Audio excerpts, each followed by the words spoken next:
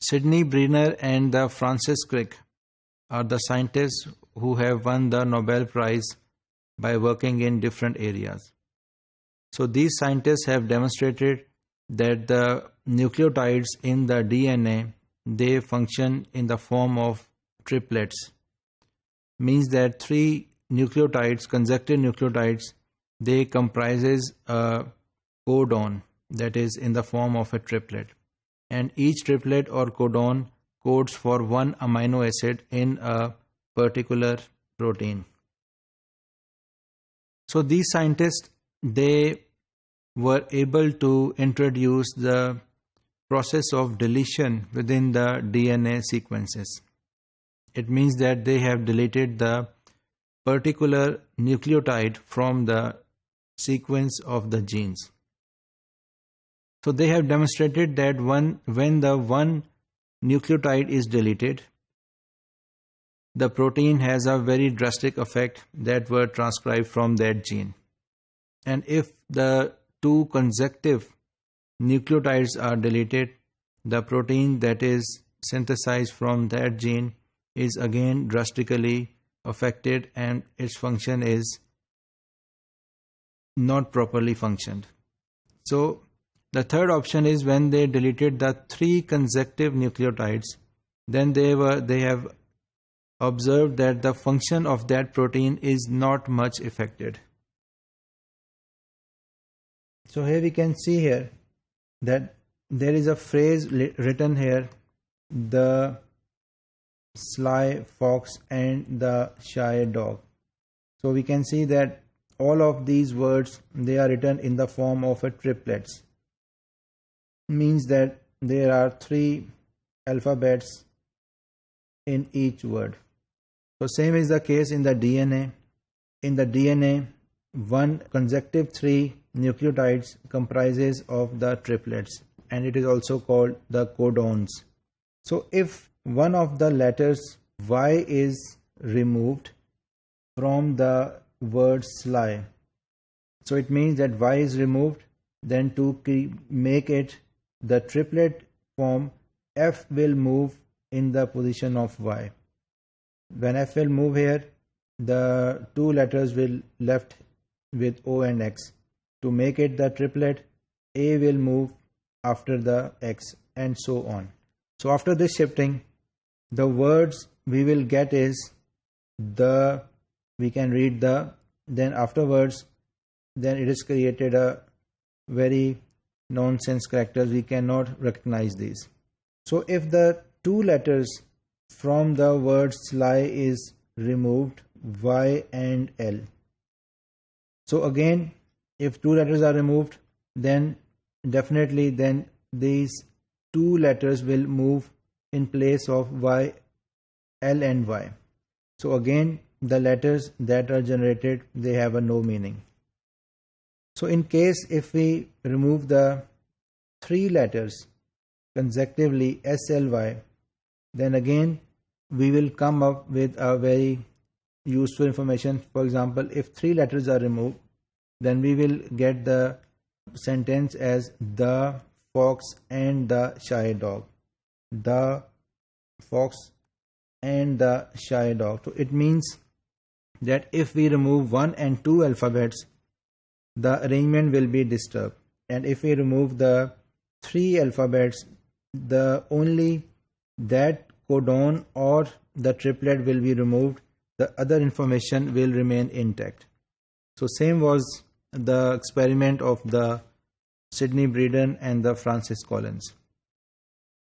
So after the discovery of the codons, another scientist, Charles Janowski, he come up with the experiments and he has proved that the gene and the corresponding protein of that gene, they both are in the collinear arrangement.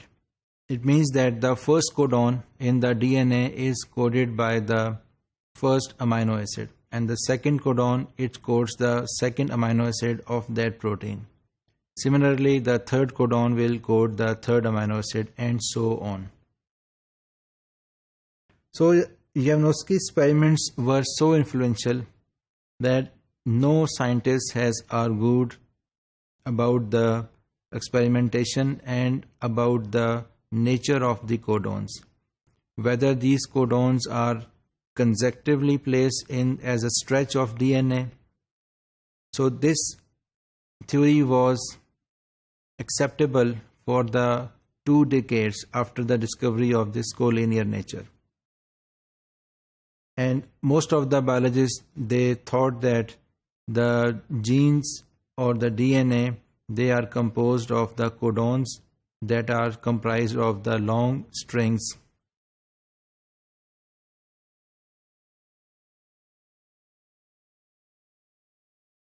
So after the discovery of the codons, and there is no argument about the codons, then after approximately 15-20 years, a new discovery was reported, that was the split genes.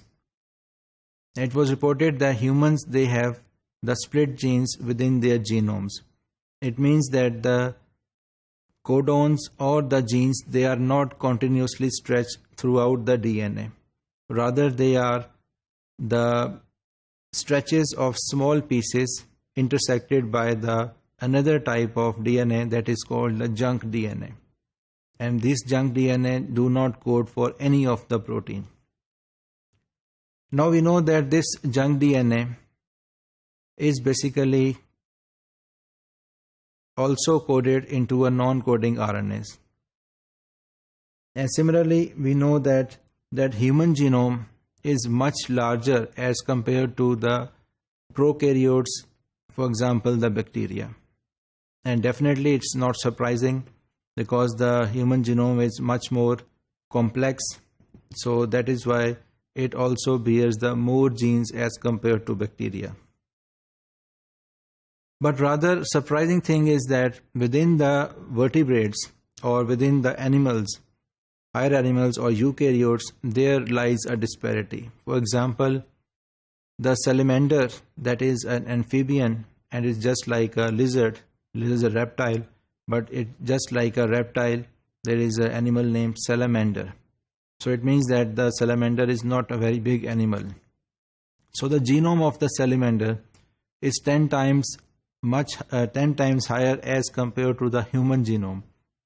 So this disparity was removed with the discovery of the junk DNA.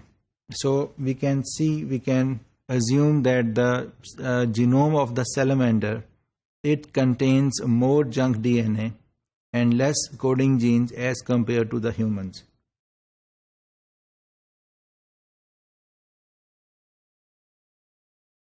So we also know that the human genomes, in the human genome there are present many genes, and these genes, they are short stretches of the nucleotides, and they are separated by the long stretches of the junk DNA, and we call these stretches small as exons and introns.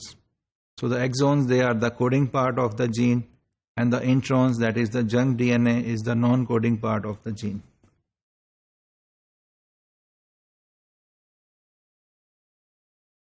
We can also say that the